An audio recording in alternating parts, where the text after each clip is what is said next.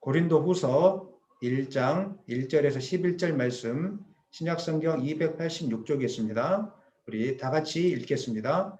하나님의 뜻으로 말미암아 그리스도 예수의 사도된 바울과 형제 디모데는 고린도에 있는 하나님의 교회와 또 온 아가야에 있는 모든 성도에게 하나님 우리 아버지와 주 예수 그리스도로부터 은혜와 평강이 있기를 원하노라. 찬송하리로다. 그는 우리 주 예수 그리스도의 하나님이시요 자비의 아버지시요 모든 위로의 하나님이시며 우리의 모든 환난 중에서 우리를 위로하사 우리로 하여금 하나님께 받는 위로로서 모든 환난 중에 있는 자들을 능히 위로하게 하시는 이시로다. 그리스도의 고난이 우리에게 넘친 것 같이 우리가 받는 위로도 그리스도로 말미암아 넘치는도다. 우리가 환난 당하는 것도 너희가 위로와 구원을 받게 하려는 것이요 우리가 위로를 받는 것도 너희가 위로를 받게 하려는 것이니 이 위로가 너희 속에 역사하여 우리가 받는 것 같은 고난을 너희도 견디게 하느니라. 너희를 위한 우리의 소망이 견고함은 너희가 고난에 참여하는 자가 된 것 같이 위로에도 그러할 줄을 알미라. 형제들아 우리가 아시아에서 당한 환난을 너희가 모르기를 원하지 아니하노니 힘에 겹도록 심한 고난을 당하여 살 소망까지 끊어지고 우리는 우리 자신이 사형 선고를 받은 줄 알았으니 이는 우리로 자기를 의지하지 말고 오직 죽은 자를 다시 살리시는 하나님만 의지하게 하심이라. 그가 이같이 큰 사망에서 우리를 건지셨고 또 건지실 것이며 이후에도 건지시기를 그에게 바라노라. 너희도 우리를 위하여 간구함으로 도우라. 이는 우리가 많은 사람의 기도로 얻은 은사로 말미암아 많은 사람이 우리를 위하여 감사하게 하려 함이라. 아멘. 오늘 하나님 말씀 제목은 고난이 고통뿐이라며 이런 제목으로 여러분과 말씀을 나누기를 소망합니다. 한 주간 동안 고통당하고 계신 분들을 깊이 생각하는 시간이었습니다.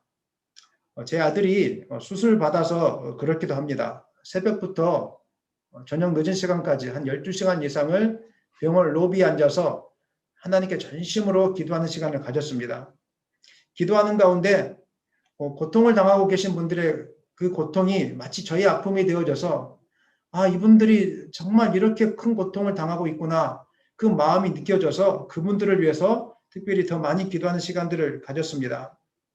가장 많이 생각났던 분 중에 하나가 어린 딸이 큰 병에 걸려 있어서 수개월 동안 병원에 입원과 퇴원을 반복하고 수술실에 또 들어갔다 나왔다 반복했던 그 어머님이 생각났습니다. 왜냐하면 제 아이가 수술했던 병원과 같은 병원에 입원했었기 때문입니다. 얼마나 힘들었을까? 얼마나 아팠을까? 얼마나 괴로운 시간을 홀로 견뎌냈을까? 그래서 제 아들 수술이 끝난 다음 날 그분에게 제가 위로의 문자를 보냈습니다.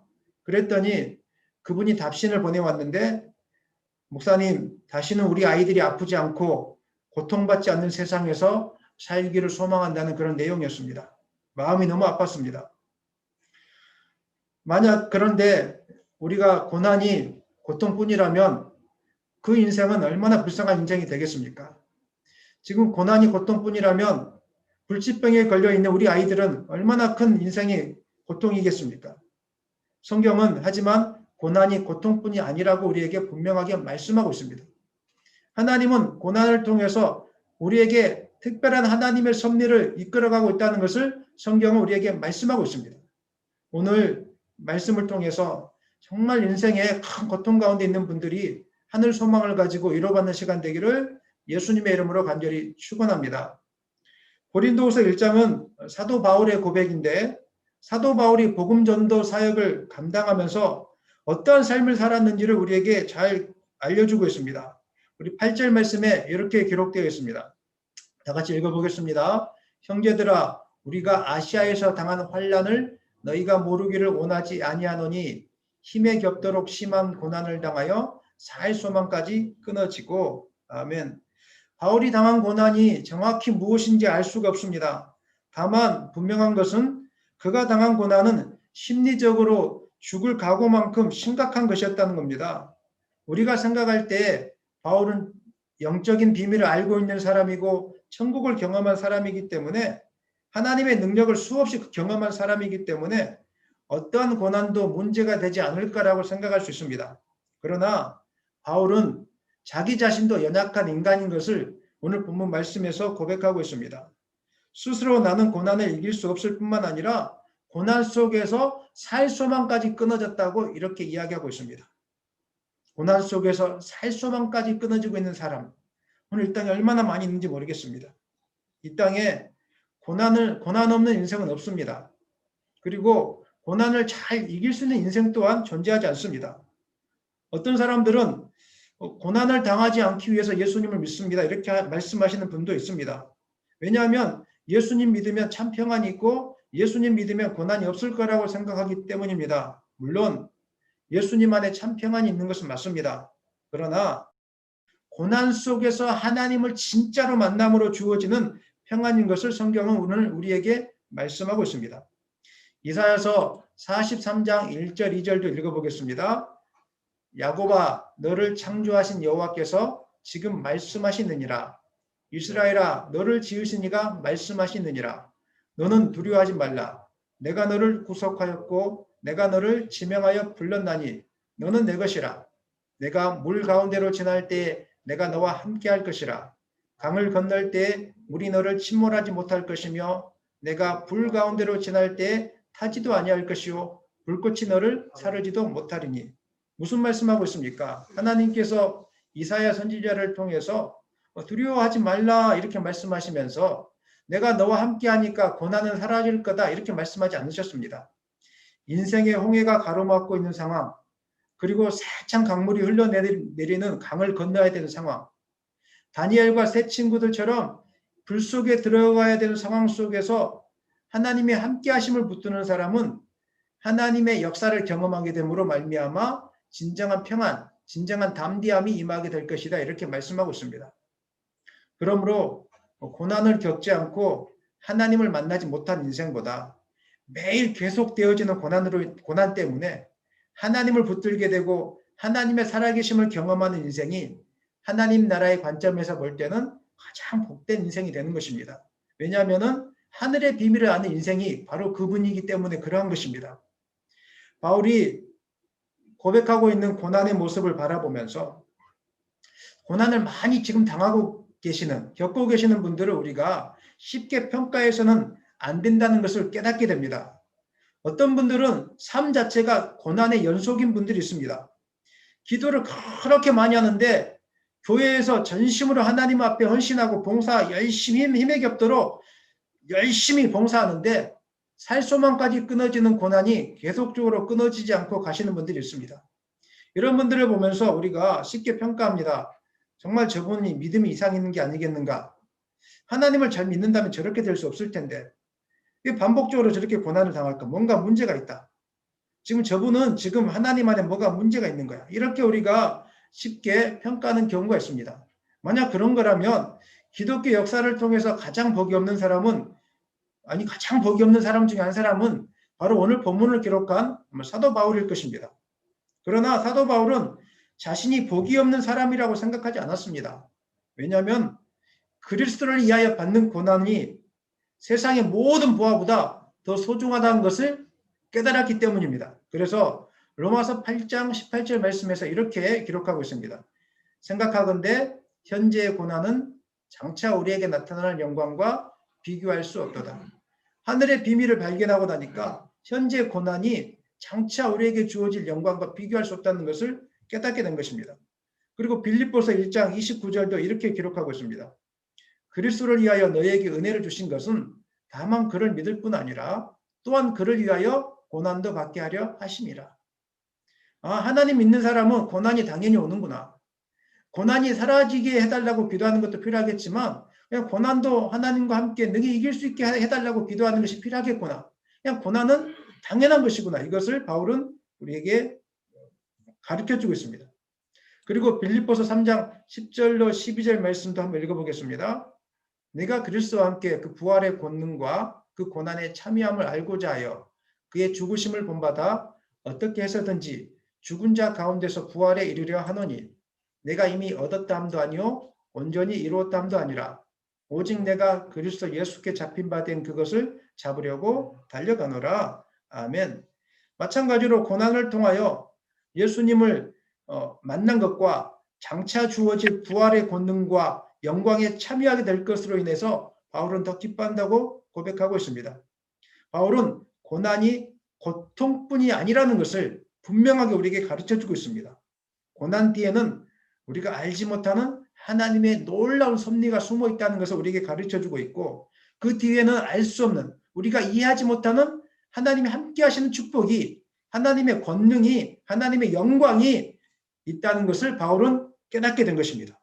그러므로 사랑하는 여러분, 예수님을 잘 믿으면 고난이 없고, 예수님을 잘 믿으면 모든 일이 잘 풀리게 될 것이라는 잘못된 시선에서 돌이키기를 소망합니다. 뿐만 아니라 예수님을 잘 믿고 있는데 고난이 지속되고 계신 분들을 보면서 믿음이 부족하다거나 무슨 하나님 앞에 죄를 많이 지어서 그렇다거나 이렇게 바라보지 않기를 소망합니다. 그냥 하나님을 바라볼 수 있도록, 그분 또한 하나님의 은혜 안에 있는 분이라는 걸 깨닫고 함께 협력하여 기도해 줄 수 있는 믿음의 사람들이 되기를 예수님의 이름으로 간절히 부탁드립니다. 오히려 예수님을 잘 믿을수록 고난이 오는 것이 정상입니다.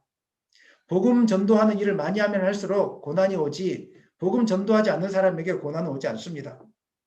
하나님은 우리가 복음을 증거하고 하나님을 잘 믿을 때 고난 속에 들어가게 되는데, 그 속에서 분명하게 나는 나다, 나는 너를 지키는 여호와 하나님이다, 이 사실을 분명하게 보여주십니다. 그리고 확신시켜 주시고 하나님 외에 소망이 없다는 것을 분명하게 깨닫게 해주십니다. 그리고 우리로 하여금 고난 속에서 썩어져 없어질 이 땅의 영광이 아니라 우리에게 장차 주어질 위대한 하나님의 나라의 영광을 보게 하는 것이 바로 하나님의 역사인 것입니다. 그러니까 예수님 믿는 사람에게 고난이 없는 것이 복이 아니라 고난이 계속적으로 있는 것이 복이라는 것을 여러분 믿으시기를 바랍니다. 이 사실을 깨달았던 바울이 고린도후서 1장 9절 말씀에서 이렇게 고백합니다. 읽어보겠습니다. 우리는 우리 자신이 사형 선고를 받은 줄 알았으니 이는 우리로 자기를 의지하지 말고 오직 죽은 자를 다시 살리시는 하나님만 의지하게 하심이라. 아멘. 바울이 고난 속에서 깨달은 진리가 하나 있는데, 그것은 인생의 고난 속에서 삶의 벼랑 끝에서 비로소 하나님을 만나게 된다는 사실입니다. 우리는 편안할 때 편안한 상태로 하나님 만나기를 원하지만 편안한 상태에서 하나님을 만날 수 있는 사람은 아무도 없습니다. 인생은 고난 속에서 비로소 하나님을 만나게 되고 하나님을 붙들게 되는 것입니다. 많은 분들이 고난 없이 하나님을 경험하고 고난 없이 하나님의 이루하심을 경험하고 싶어 합니다. 하지만 하나님은 그렇게 역사하지 않습니다. 우리는 고난이 없을 때 하나님을 바라보지 못합니다. 편안한데 하나님을 찾는 사람 있습니까? 아프지 않는데 하나님을 구하는 사람이 있습니까? 우리는 삶이 평안해지고 아무 시험이 없을 때 조금 더 편안한 삶을 살고 싶어하고 안정적인 삶을 싶어합니다. 그래서 자신에게 주어진 그 안정적인 삶을 놓치지 않으려고 발버둥 치다가 나중에 몸도 마음도 다 무너지는 것이 현실의 우리의 모습입니다. 세상이 주는 잠깐 동안의 안정적인 것을 추구하다가 하늘의 신령한 복을 깨닫지 못하고 누리지 못하는 인생, 그 인생이 세상에서 가장 불쌍한 인생이 아니겠습니까?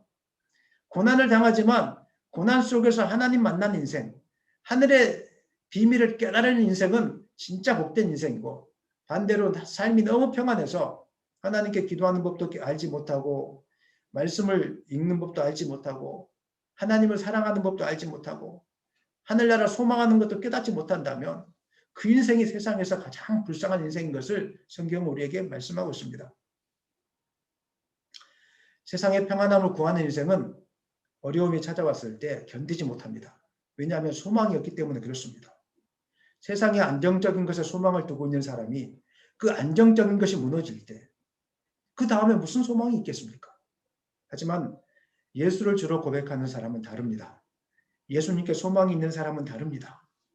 고난이 다가오면 다가올수록 영원히 우리의 소망은 하늘나라에 있다는 것을 깨닫게 되고 하나님이 여전히 살아계시다는 이 확신에 붙들려서 고난 속에 넘어지는 것이 아니라 고난 속에서 더 단단하게 일어서는 삶을 살게 되는 것입니다.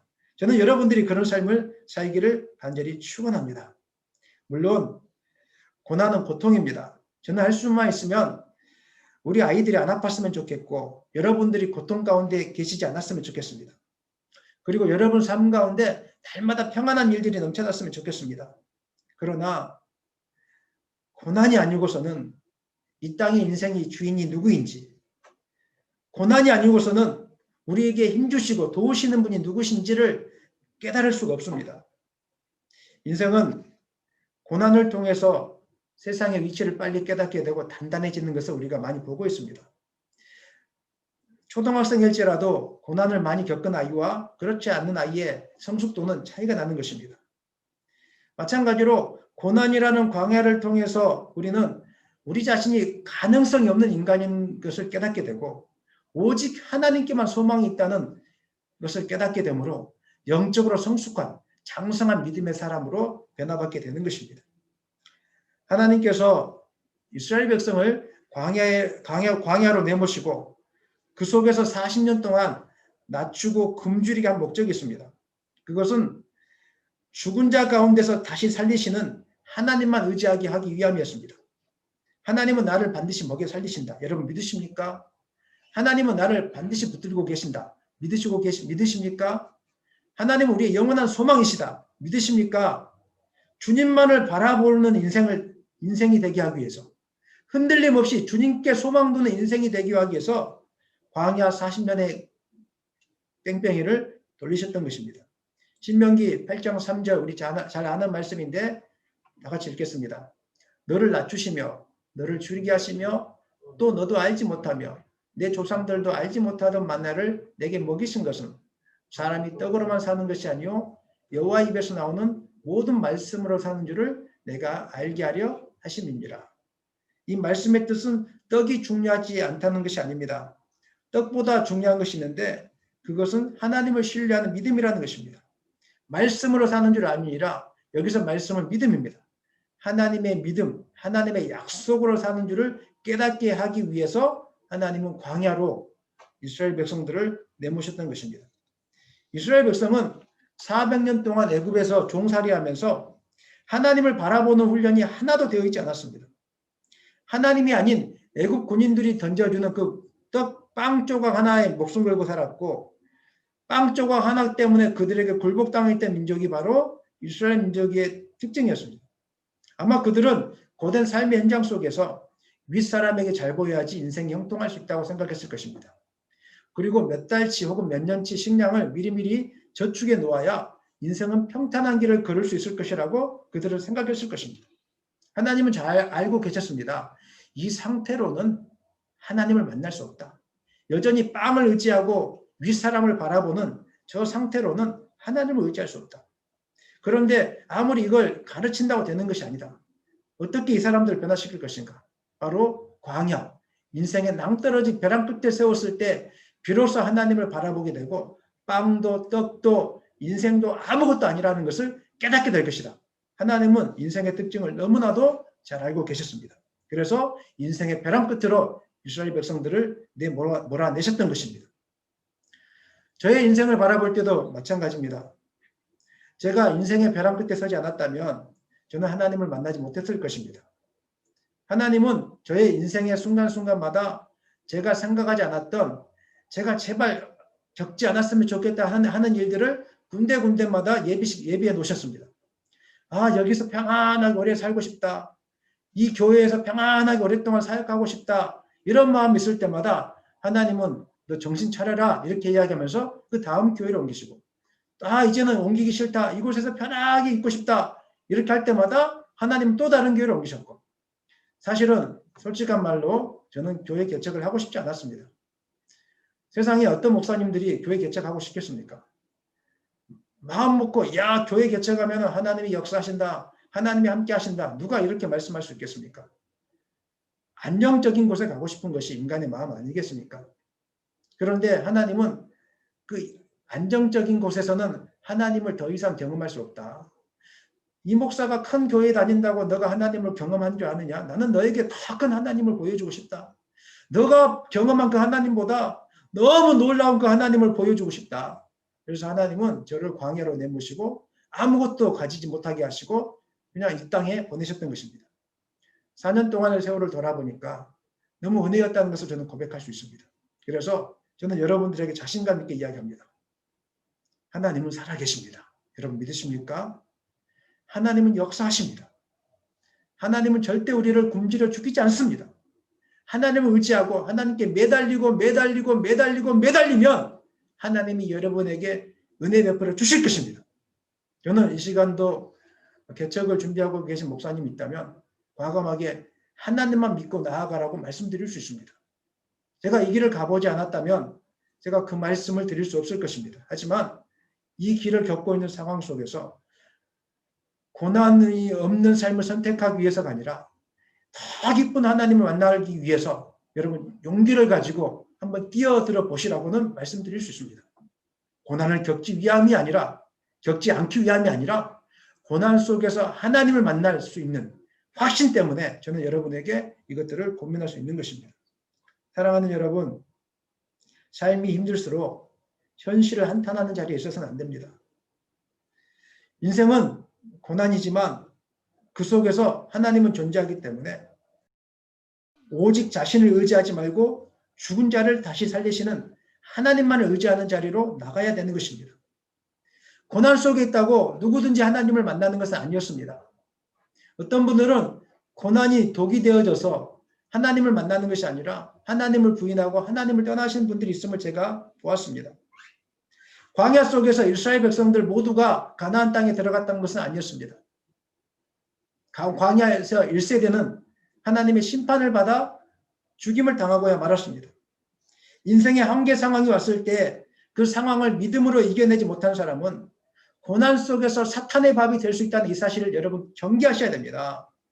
그러므로 고난이 닥쳐왔을 때 한나처럼, 사무엘의 어머니 한나처럼 하나님께 엎드리는 그 자리에 나가야 되는 것이고, 혈루병 든 여인이 예수님의 옷자락을 만졌던 것처럼 간절한 마음으로 예수님의 옷자락을 만지는 그 자리까지 나가야 됩니다. 그냥 1시간, 2시간 기도하는 걸로 멈추지 마시고, 하나님, 나는 하나님이 아니면 살 수가 없습니다. 잠이 올지라도 눈을 비벼가면서 밤새도록 기도하시고, 수술실에 아이를 집어넣고 잠을 이루지 못하고 고통스러워한 그 어머니처럼, 아이의 신음소리 앞에서 울며 불며 하나님을 부르찾았던 그 어머니처럼 그런 마음으로 하나님을 찾을 수 있다면 하나님이 여러분을 만져주실 것이고, 고난이 오히려 하나님을 경험할 수 있는 축복의 통로가 될 것입니다. 사랑하는 여러분, 인생에서 가장 안전하고 복된 인생은 이 땅의 것이 너무 풍족해서 하나님 없이 살아갈 수 있는 인생이 아닙니다. 매일 무엇인가 부족해서 그래서 주님을 찾을 수밖에 없는 인생. 고난이 끊이지 않아서 그래서 주님을 붙들 수밖에 없는 인생. 그래서 나는 주님밖에 없습니다. 나는 사람도 없고 돈도 없고 나는 주님밖에 없습니다. 이렇게 고백할 수 있는 인생이 하나님 앞에서는 가장 큰 복받은 인생이라는 것을 여러분 기억하시기를 바랍니다. 사람들은 내일에 대한 준비가 충만한 사람들을 부러워할 수도 있습니다. 그래서 내일을 위해서 주식에 투자하고 저축하고 부동산에 투자하기도 합니다. 지금 부동산이나 주식이 너무 상상을 초월할 정도로 오르는 이유는 제가 생각할 때는 코로나 사태를 겪으면서 생긴 미래에 대한 불안감 때문이 아니겠는가, 이런 생각들을 해봅니다. 미래가 너무 불안하니까 안정적인 곳이 무엇일까 찾다가 부동산을 찾기 시작하고 주식을 찾았을 것입니다. 물론 부동산을 투자하고 주식에 투자하는 것을 제가 나쁘다 이렇게 말씀드리고 싶지는 않습니다. 문제는 인생의 소망, 인생의 안정적인 것을 거기에 두는 것이 더 문제라는 것을 제가 여러분에게 말씀드리는 것입니다. 성경은 뭐라고 하고 있습니까? 너의 안정적인 삶을 위해서 그렇게 돈을 가지고 세상에 투자하는 거 좋을 수 있다. 하지만 어리석은 것이다. 너의 미래의 안정적인 삶을 위해서 자녀들을 그렇게 교육시키고 자녀들에게 몰입해서 자녀들에게 전부 투자하는 거, 너희가 볼 때는 잘한 것이라고 할 수 있을지 모르겠지만 하나님 없이 우리 자녀들을 통해서 삶의 안정을 누리려고 하는 거, 자녀들에게 많은 교육을 통해서 삶의 안정을 심어주려고 하는 거, 이거 얼마나 어리석은 줄 아느냐? 하나님 우리에게 말씀하고 있습니다. 기억하십시오. 하나님 보시기에 가장 안타까운 사람은 스스로 안전지대를 만들기 열중함으로 하나님 바라보는 것을 잊어버린 사람입니다.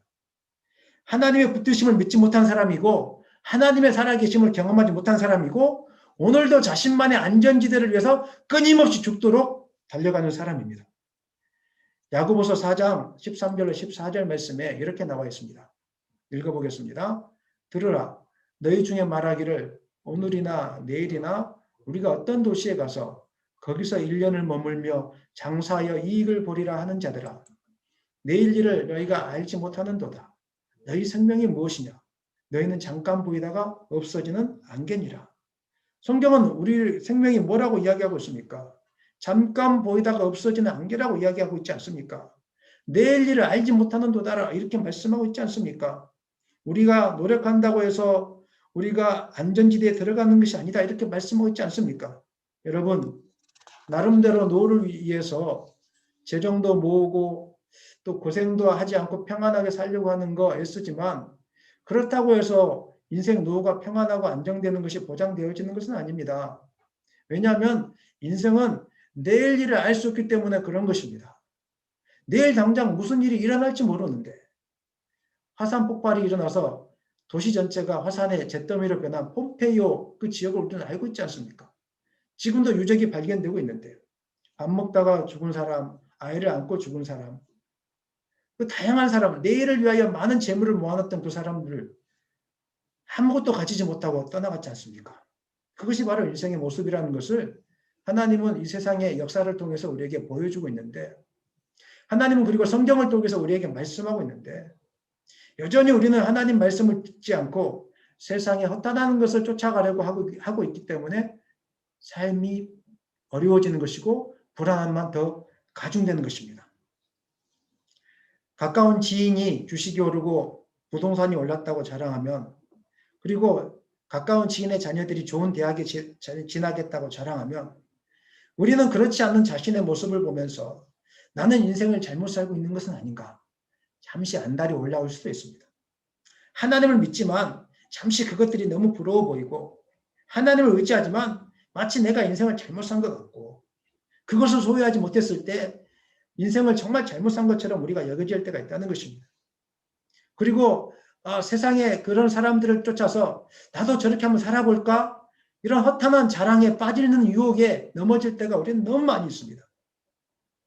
하나님께서 허물어뜨리면 한순간인데 그것을 기억하지 못하기 때문에 유혹에 잠시 빠지는 것입니다. 그러나 반복되는 삶의 고난 때문에 하나님을 의지할 수밖에 없고 주님께 소망을 두다가 인생의 문제가 해결되어지는 것을 경험하는 그 사람은 그래서 이 땅의 모든 것이 이 땅의 소망이 이 땅에 있지 않고 오직 살아계신 하나님께 있다고 고백되어지는 그 사람은 세상 사람들이 볼 때 부족해 보이고 약해 보이고 불쌍해 보일지 모르겠지만 하나님 보시기에는 가장 복된 인생이고 가장 지혜로운 인생이라는 것을 여러분 깨닫기를 소망합니다. 세상에서 가장 약해 보이는 그 사람 하나님 앞에서는 강한 분이고 하늘의 복을 소유한 분이십니다. 요한계시록 21장 7절 말씀에서는 이렇게 말씀하고 있습니다. 이기는 자는 이것들을 상속으로 받으리라. 계시록 21장은 새하늘과 새 땅에 대한 약속이 기록되어 있습니다. 어떤 사람이 새하늘과 새 땅의 약속을 받을 수 있습니까? 이기는 자입니다. 반복되는 인생의 고난 속에서도 자신의 형편을 탓하지 않고 자신만의 안전지대를 만들기 위해서 집중하지 않고 오직 죽은 자를 다시 살리시는 하나님만을 바라보면서 참고 견디고 기도하고 주님 바라보고 끝까지 하나님께 감사하고 약속을 바라보며 소망 가운데 나아가는 이 사람이 이기는 자입니다. 이 사람은 새하늘과 새 땅의 축복을 상속으로 받아 누리게 될 것입니다. 사랑하는 여러분, 그러므로 고난 속에서 고통을 묵상하지 마시고 고난을 허락하신 그 하나님을 묵상하기를 소망합니다. 그리고 고난 뒤에 감추어져 있는 그 하나님의 놀라운 섭리를 묵상하기를 소망합니다. 그래서 그 소망 가운데 끝까지 고난 속에서 이기신 여러분 되기를 예수님의 이름으로 간절히 축원합니다. 하나님은 우리로 하여금 하나님만을 의지하고 위의 것을 바라보게 하는 인생이 되게 하기 위해서 고난의 광야로 끌고 가지만 그 속에서 우리를 고아처럼 가만히 내버려 두지 않습니다. 우리를 계속적으로 위로하시고 또 하나님의 함께 하심을 보여주심으로 잘 견뎌낼 수 있도록 도와주시는 분이 바로 하나님이십니다. 5절 말씀 한번 읽어보겠습니다. 5절입니다. 그리스도의 고난이 우리에게 넘친 것 같이 우리가 받는 위로도 그리스도로 말미암아 넘치는도다. 아멘. 신앙의 신비는 이상하게도 고난이 없는 삶 속에서 하나님의 위로를 경험하는 것이 아니라 고난이 크면 클수록 하나님의 더 큰 위로를 경험하는 것이 바로 신앙의 신비입니다. 바울은 5절 말씀에서 이렇게 이야기하고 있지 않습니까? 고난이 넘친 것 같이 하나님의 위로가 더 넘친다고 우리에게 말씀하고 있습니다. 바울은 복음을 증거하다가 정말 많은 고난을 당했습니다. 루스드라에서 유대인들에게 돌로 맞아 죽을 뻔하였고, 빌립보에서는 귀신 들린 여종을 쫓아주고 낫게 해주다가 도리어 고소를 당해서 매를 맞고 감옥에 투옥되게 됐습니다. 또 그리고 유대인 자객단에 의해서 살해당할 위험도 겪었습니다. 그런데 놀라운 것은 하나님은 그럴 때마다 피할 길을 예비해 놓으셨고 위로의 사람들을 보내주셨고 하나님은 살아계신다. 이것 또한 내가 너를 사용하는 방법이다. 이것을 확신 있게 보여주셨습니다. 루스드라에서 돌에 맞아 죽을 뻔했던 사건으로 인해서 이제 다른 장소로 옮기게 됩니다. 바나바와 함께 더베로 가게 되었는데 놀랍게도 그곳에서 많은 사람들을 제자로 삼는 역사를 경험하게 되었습니다. 만약에 미안한 이야기지만 돌에 맞아 죽을 뻔하지 않았다면 더베로 가지 않았을 것입니다. 그런데 그 고난의 상황 때문에 더베로 가게 되었는데 그 속에서 많은 사람들을 제자로 삼는 하나님의 살아계심을 경험하는 하나님의 예비한 영혼을 만나는 은혜를 누리게 되었다는 것입니다. 그리고 루스드라와 이고니온과 안디옥으로 들어가서 제자들의 마음을 굳건하게 하는 계기가 되었습니다. 자기가 당한 위기 속에서 나는 위기를 겪었지만 하나님 살아 계시더라. 그러니까 당신들도 여러분 하나님 믿으셔야 된다. 하나님은 소망이다. 진짜 하나님 살아 계시다. 그 당시에 초대교회 당시에 얼마나 많은 제자들이 고통을 당했습니까? 핍박을 당했습니까? 하지만 그 소망이 없어져 가고 있을 때 고난당한 바울이 와서 하나님 살아 계시니까 걱정하지 말아라 이렇게 해주셨으니까 얼마나 그분들에게 큰 소망이 되었겠습니까? 바울은 이것을 계획하지 않았습니다. 그런데 고난 속에서 하나님이 그것을 계획해 놓고 있었던 것입니다. 빌립보 감옥에 투옥되었을 때 여러분 그 사건 알고 있지 않습니까? 바울과 바나바가 하나님을 찬송하고 기도하고 있었습니다. 그랬더니 큰 지진이 나서 옥토가 움직이고 문이 다 열리고 모든 사람의 매인 것이 다 풀리기 시작했습니다. 그리고 간수쟁이가 떨고 있었을 때 주 예수를 믿으라. 그리하면 너와 내 집이 구원을 얻으리라. 이 말씀을 선포하면서 그 간수쟁이 집이 다 구원을 얻는 세례받는 역사가 있었지 않았겠습니까? 바울이 감옥에 갇히지 않았다면, 바울이 고난받아 매를 맞아 빌립보 감옥에 갇히지 않았다면 어떻게 간수쟁이가 구원받는 역사가 있었겠으며 빌립보 감옥에 착고가 풀려지는 하나님이 실제로 역사하시는 사건을 경험할 수 있었겠습니까? 놀랍게도 하나님은 우리를 고난 가운데로 내모시지만 그 속에서 우리가 한 번도 경험하지 못한 하나님의 사랑과 위로와 살아계심을 경험하게 해주십니다. 바울은 모든 상황이 위기의 상황으로 흘러갈 때 때로는 나는 끝난 것이 아닌가 이런 마음도 먹었을 거라고 저는 생각합니다. 그러나 그 속에서 하나님을 찬송하고 하나님만을 의지했을 때 더 강력하게 역사하시는 하나님의 은혜를 경험했던 것입니다.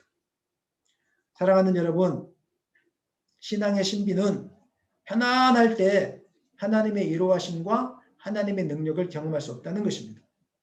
모든 것이 무너져 갈 때, 그래서 주님밖에 의지할 수밖에 없을 때 우리를 내버려 두지 않으시고 우리를 먹이시고 입히시고 새로운 일을 행하시고 우리에게 힘주시고 나는 너를 지키는 하나님이다. 이것들을 확증받는 그 사건을 우리는 경험하게 되는 것입니다. 바울은 고난 중에 붙드는 하나님의 능력을 경험하고 나서 고린도후서 12장 10절 말씀에서 이렇게 고백했습니다. 우리 한번 큰 목소리로 다 같이 읽겠습니다. 그러므로 내가 그리스도를 위하여 약한 것들과 능력과 궁핍과 박해와 공고를 기뻐하노니 이는 내가 약한 그때 강함이라. 사랑하는 여러분, 약한 그때 강함이라 이렇게 고백할 수 있겠습니까? 우리는 못합니다. 개척하는 것이 강함이다 이렇게 할 수 있겠습니까? 우리는 못합니다. 병들어 수술실에 누워있는 게 강함이라 이렇게 말할 수 있겠습니까? 우리는 못합니다.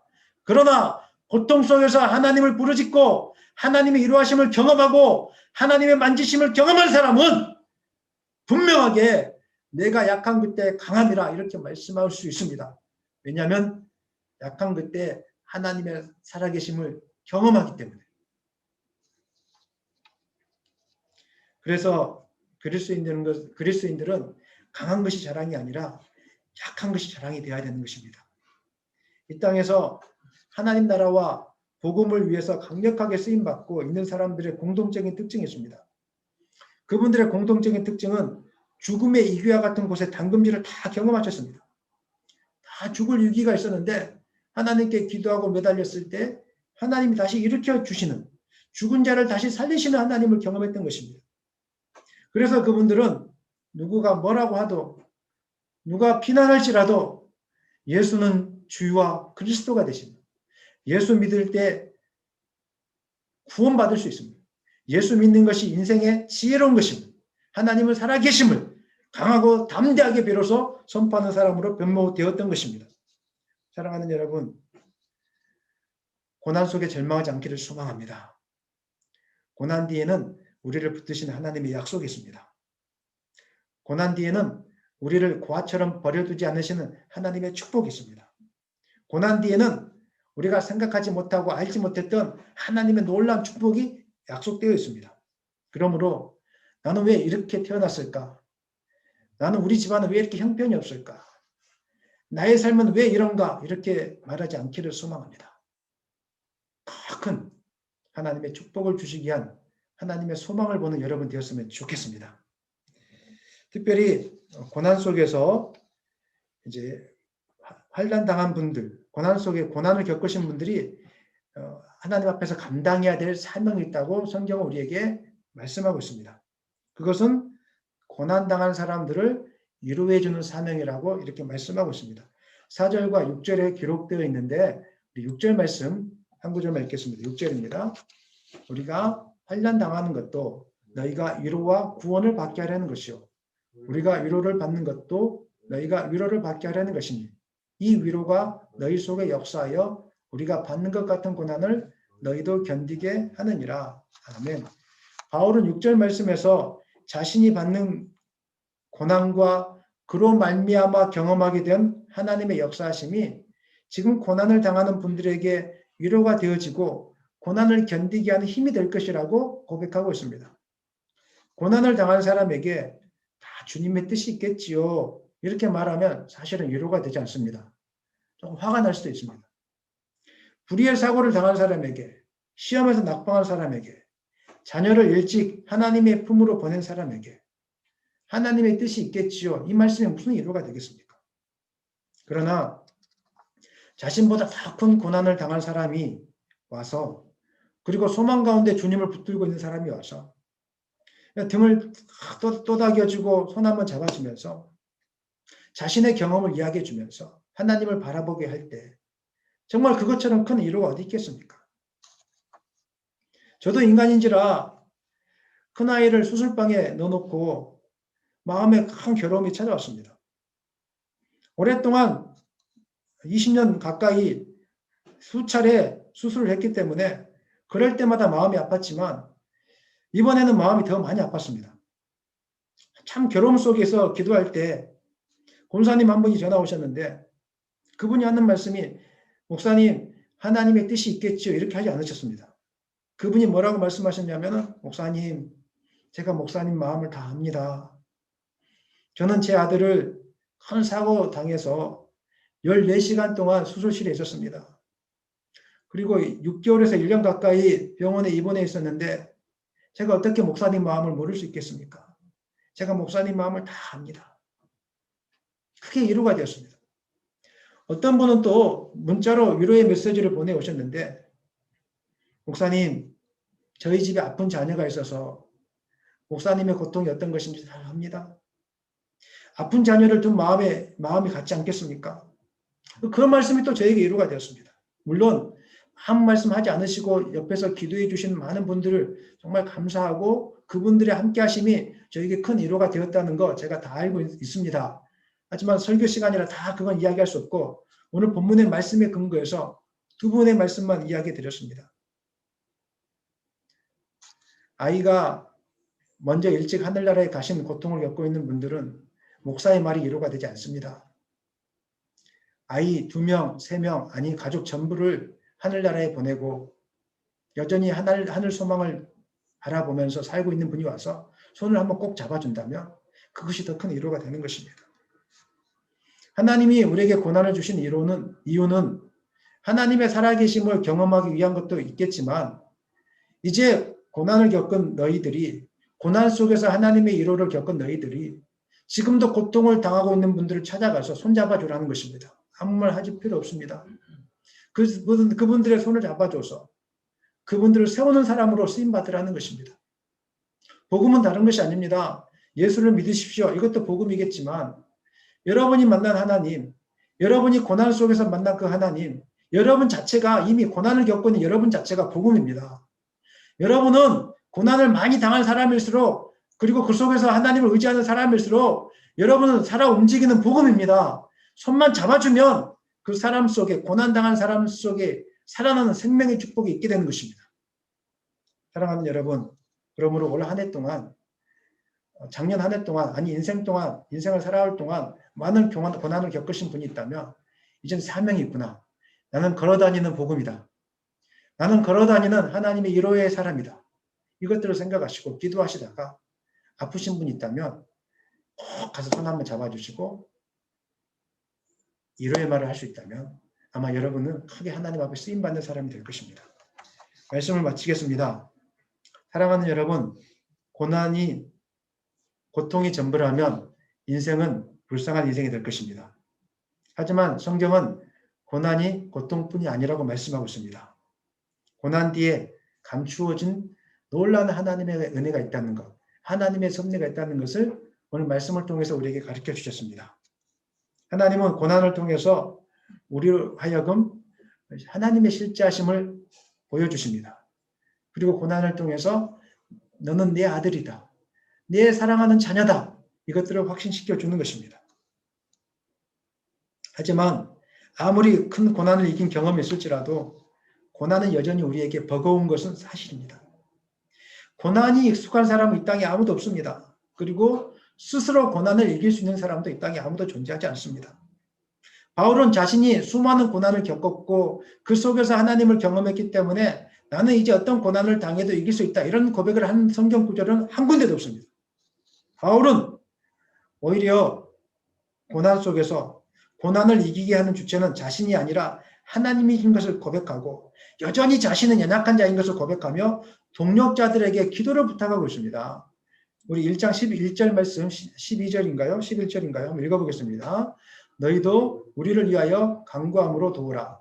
이는 우리가 많은 사람의 기도로 얻은 은사로 말미암아 많은 사람이 우리를 위하여 감사하게 하려 함이라. 바울은 고난에 대한 부분을 마무리하면서 나는 이제 고난을 다 이겼다. 앞으로 극복할 수 있다. 너희도 고난을 극복할 수 있다. 이렇게 하지 않았습니다. 너희도 우리를 위하여 간구함으로 도우라. 무슨 말입니까? 나는 수없이 고난을 겪었지만 앞으로 무슨 고난이 닥쳐올지 모른다. 내가 고난을 잘 감당할 수 있도록 나를 위해 도와주라. 그리고 고난당한 많은 성도들을 위해서 우리 함께 기도하며 나가자. 이 땅에 혼자 일어날 수 있는 사람은 아무도 없다. 사랑하는 여러분, 능력은 우리에게 있지 않고 오직 하나님께 있다는 것을 믿으시기를 바랍니다. 여러분, 저를 위해서 기도해 주십시오. 저 너무 약합니다. 그리고 저는 여러분을 위해서 기도하겠습니다. 여러분이 일어날 수 있도록 지금 매일 철회하며 새벽 기도하며 혼자서 이렇게 기도하고 있습니다. 믿음이 성숙했다는 것은 자신이 강하다는 것을 드러내는 사람이 아닙니다. 그건 허세일 뿐입니다. 믿음이 성숙한 사람일수록 자기의 약함을 자랑합니다. 하나님이 하신 겁니다. 능력은 나에게 있지 않습니다. 나는 약합니다. 나는 쓰러질 수밖에 없습니다. 오늘 저를 위해서 기도해 주십시오. 이렇게 자신의 약함을 자랑하며 기도 제목을 부탁할 수 있는 사람이 정말로 영적으로 성숙한 사람입니다. 자존심을 다 내려놓으시고 기도가 능력이라는 걸 아시고 능력이 하나님께 있다는 걸 아시고 기도 부탁할 수 있는 여러분이 되었으면 좋겠습니다. 올 한 해 동안 기도하기를 치지 마십시오. 그리고 서로를 위해서 많이 기도해 주십시오. 그래서 하나님을 찾고 구함으로 고난 속에서 우리를 여전히 지키시고 보호하시는 이루하시는 하나님을 만나시는 한 해가 되시기를 예수님의 이름으로 간절히 축원합니다. 아멘. 우리 한번 같이 합심하여 기도하시겠습니다. 기도할 때 고난은 고통뿐이 아니라 고난 뒤에는 하나님의 놀라운 섭리가 있다는 것을 우리는 깨달았습니다. 하나님을 만나게 하기 위한, 하나님의 이루하심을 경험하기 위한 하나님의 도구이고 방법이었습니다. 뿐만 아니라 위로의 사람이 되어져서 또 다른 사람을 위로하라는 하나님의 사명이었고, 또 우리의 약함을 인정하며 하나님께 간구하는 인생이 되라는 하나님의 뜻이었습니다. 오늘 기도할 때 하나님, 고난 속에서 절망하지 않게 도와주시고, 고난 속에서 약해지지 않게 도와주시고, 고난 속에서 하나님을 구함으로 성숙한 삶을 살게 도와달라고, 특별히 고난 중에 있는 많은 성도들 위해서 우리 축복하며 주여 부르고 간절히 기도하시겠습니다. 주여, 하나님 아버지